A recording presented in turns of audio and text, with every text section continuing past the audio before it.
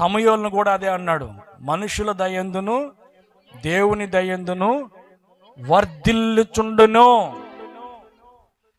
సమూయేలు ఒకడే కాదు, యేసుక్రీస్తు గురించి కూడా అదే మాట ఉంది, మనుషుల దయందును దేవుని దయందును వర్ధిల్లుచుండెను.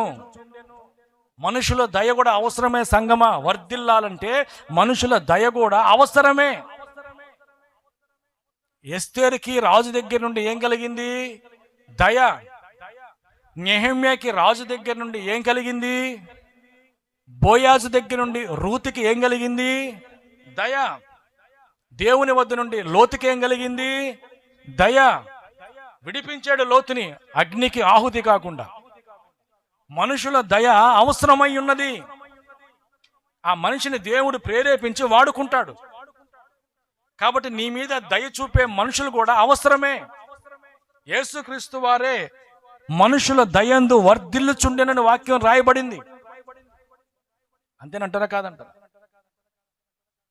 ఒక వ్యాపారం చేసుకోవాలన్నా, వృద్ధిలోకి రావాలన్నా, ఎదుగుదల అవ్వాలన్నా, ఒక డబ్బు సహాయమైనా, మాట సహాయమైనా, స్థల సహాయమైనా మనుషులు దయ చూపితేనే కదా, అధికారులు దయ చూపితేనే కదా, ఉన్నతమైన వాళ్ళు దయ చూపితేనే కదా.